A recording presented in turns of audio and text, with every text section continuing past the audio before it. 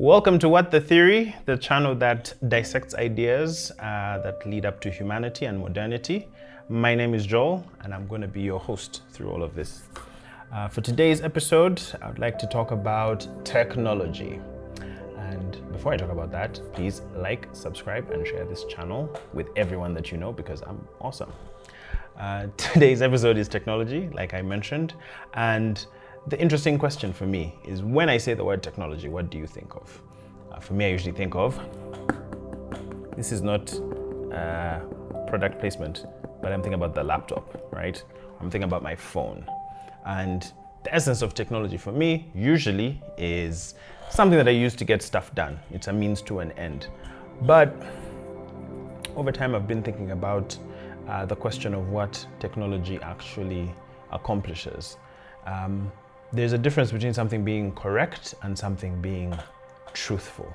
Now, by correct, I mean it's a means to an end. It's a way of getting stuff done, which means technology could be everything from this laptop to this phone, to this watch, to these clothes, to glasses, even someone with a walking stick. That walking stick is a technology. It's a way of getting something done in the world. But modern technology, for instance, is information technology. Now, in the field that I work in, which is digital financial services, everything is going digital. Everything is going to be represented in the cloud somewhere. Everything is going to be leveraging big data. Everything is going to be superb, and artificial intelligence is going to bring us to nirvana and utopia, and everyone's going to be happy. Hallelujah, praise the Lord. I'm slightly cynical about these things for a reason. And that reason is a lot of the people that I work with, and a lot of common knowledge is that a common thinking is that technology is neutral, that it doesn't add anything or take anything away. It's simply the way you use it that matters. But I would beg to differ. So today's episode is going to dive into technology, and I'm going to be speaking from an essay from a guy called Martin Heidegger. For those of you who've listened to my Sunday reads before, you'll know that Being in Time, which he wrote, is a very powerful book that I really enjoy. But this is from an essay called Concerning Technology. And you could read it one of two ways. Either it's concerning technology or it's about concerning technology. You should be concerned. And let me just read a piece of what Heidegger has to say about this. Everywhere we remain unfree and chained to technology, whether we passionately affirm or deny it. But we're delivered over to it in the worst way possible when we regard it as something neutral. For this conception of it, to which today we particularly like to pay homage, makes us utterly blind to the essence of technology. And the essence of technology is by no means anything technical. Now, I used to struggle trying to understand what he was talking about in that work until social media. So, social media, which I'm on, which you're probably on right now, you're on YouTube watching this. If you think of it as a piece of technology, it's something that allows you to access information, allows you to consume a product, and if you think about what that product is another human being, is me. I'm producing this content and giving it to you, which you can then consume in a way that is digestible for you. But what does that say about the relationship between myself and you? I am existing on a platform, on a screen, from which you receive news, which you'll receive entertainment, from which you'll see both scripted and unscripted work, from which you'll see cartoons, anime, from which you would receive information about how you're performing in the world. You would receive information that might also get you titillated if you're watching something with a triple X in it. Like, all those things are coming from one screen. And to your mind, it's very easy that all these pieces of information that represent human beings and represent things that we're doing could all be mashed together. And in this piece, when he talks about we are chained to technology, and sometimes we don't even think about it, we think it's just neutral. But the means by which you access something affects who you are. And that's the question concerning technology. That how is it that when you use something, what does it say about you? How does it transform you? But more importantly, how does it transform the world around you? Now, a little about Heidegger, for whom I'm using this analysis to talk about technology. His big argument, which is a video I'm going to do soon on Being in Time, is that human beings are docile. From the beginning of modern philosophy, which you could say was Descartes saying, I think, therefore I am, right? His reduction of what it means to be a conscious being was that he could doubt everything. He could doubt his flesh, he could doubt that other people existed, he could doubt that he even had a body, but he couldn't doubt that he was in fact doubting, because the very act of doubting required a mind that was thinking. And so that's where that statement comes from. I think, therefore I am. But Heidegger's argument is that before you think, you are. So existence comes before that thinking. There has to be a being that is going through that thinking. And his big question in Being and Time was, what does it mean to be, to exist in the world? And the big critique of that is, when you think of yourself as a thinking being, you are separating yourself from the rest of nature. That the world exists as an object and you are a subject. You move through the world, but there is a separation between you and the world.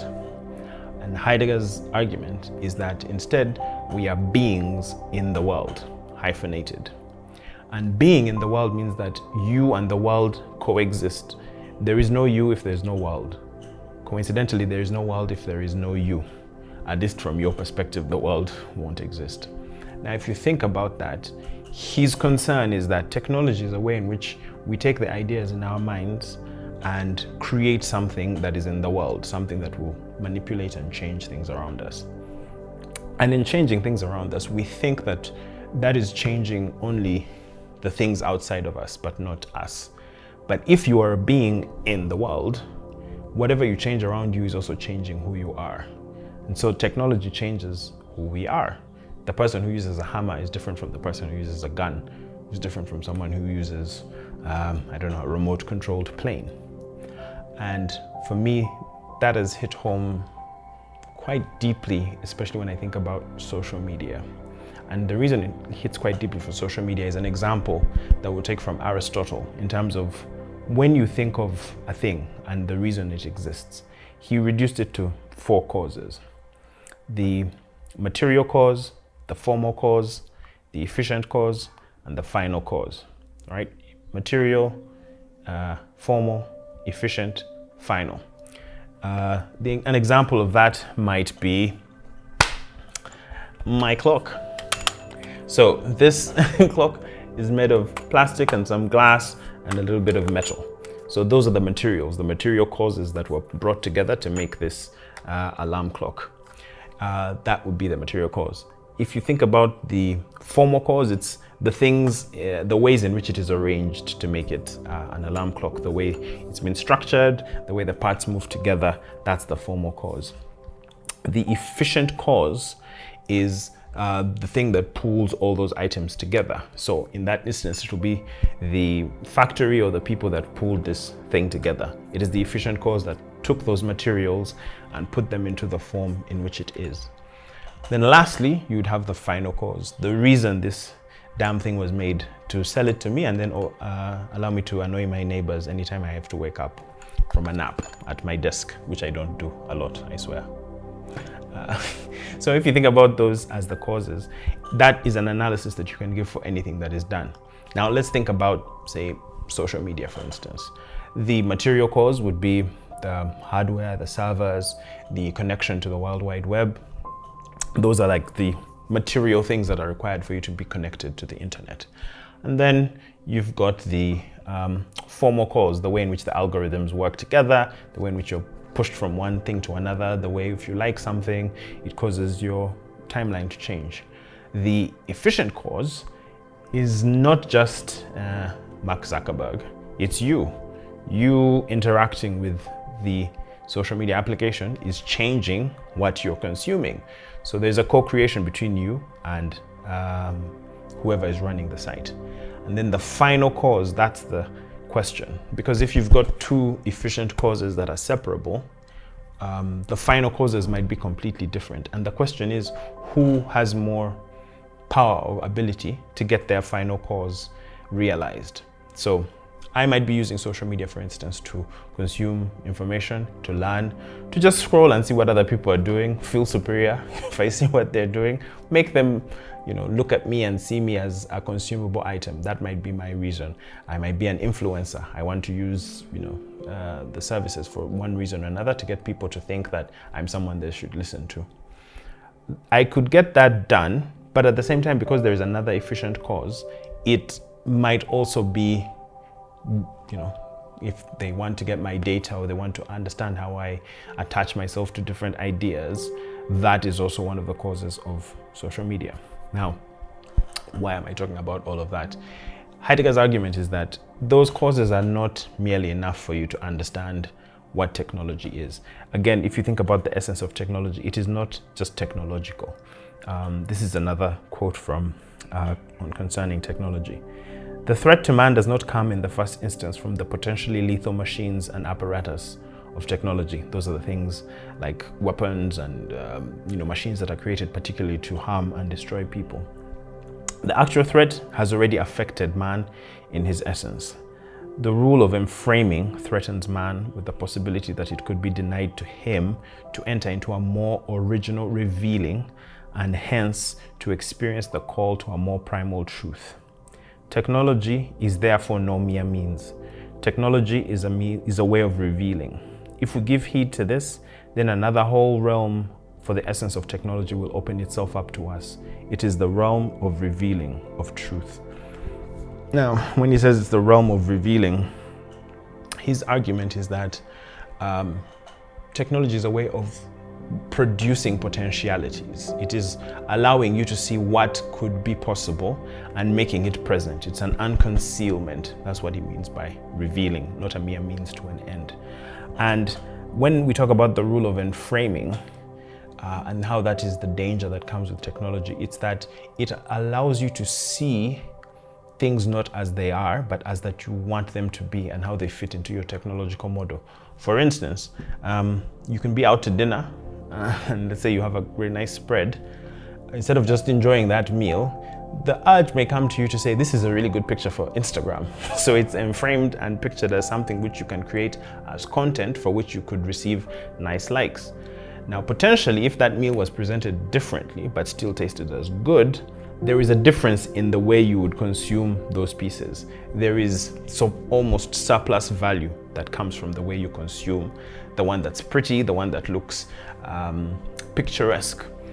Now, there's not essentially something wrong with that. That's a pretty mild example. But if you think about technology that we use, say, for energy, the example he gives is, think of a windmill versus a mine. In a mine, you're digging up into the earth and extracting resources that you're going to utilize to power machines or to power the livelihoods of most of humanity.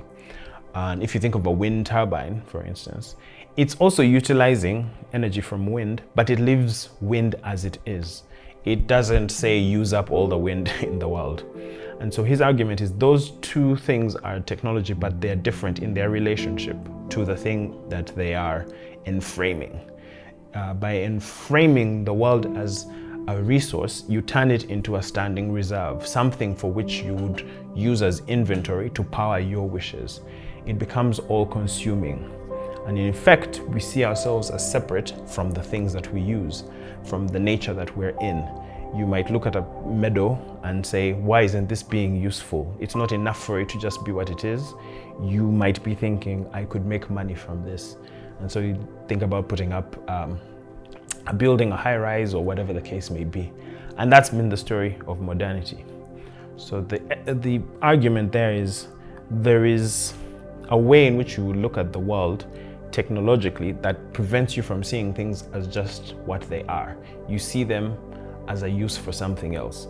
You turn the final cause that I talked about when we're talking about Aristotle's four causes, is you will look at a material, you will look at a form or structure, and you'll become an efficient agent to create the final cause of turning that into a resource that you can consume, rather than seeing it as something in and of itself. And the dangers in that are quite clear when you think about climate change and things of that nature. But the most impressive example he gives is, if we can do that to nature, the other thing in nature is human beings. And just think about how absurd it is that there's a human resource department. Like, a human being is a resource just like anyone else. And while we think of it, we have language that allows us to obscure those things, we fail to see that we can so easily use each other as a mere means to an end. And that's what that framing does. The distance that happens between us because of the technological devices that we use convert other people who have complex, nuanced stories into content, into something that can be ridiculed. Recently, I was watching a short program on, people who became memes, and I share memes all the time. But for them, their lives have changed completely. Like, they've been reduced to that idea.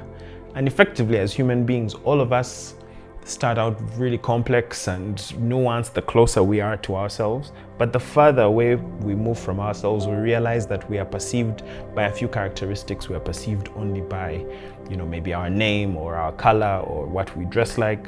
And on a technological lens, you're seen as a number. You're seen as an input, something that could be managed and rearranged and moved around.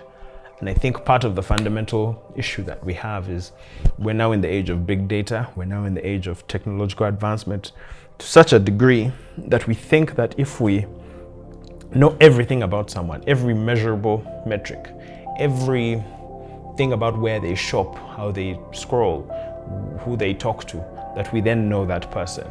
But that knowledge is enframed. That knowledge is what profitable means can we have to sell this person something. And that's something that's concerning for me, especially as someone who's building these products. I think about it continuously, that there's great power that comes with the kinds of technology that we have. And there's a great thing. I was talking to someone who works at Amazon, and he said something that was scary to me, which was, they have so much data at Amazon that they don't even know what to do with it, but they don't care. They don't need to know what you think. All they know is they see what you do. They see what you do enough, and they can place nudges to make you act in accordance with what it is that they think will be most profitable for you. So to me, the essay, if you read it, is really quite deep. I think I haven't gone nearly as deep as I wanted to, or I think I could, in a way that wouldn't make this video like 3 hours long. But if there are any takeaways that you'd have from this, it's just 3 things. One, the technology is not neutral. It is not something that just appears in the world. Everything that you see, from a chair to a book to a microphone to a laptop to even comic books, someone thought of that, someone had a final cause in mind, and someone arranged things in the world to get that final cause realized in the world. 2, enframing. The very act of using technology enframes everything around you. It is the old quote of, to a person with a hammer, everything looks like a nail. So with this hammer called technology, everything else can become a nail.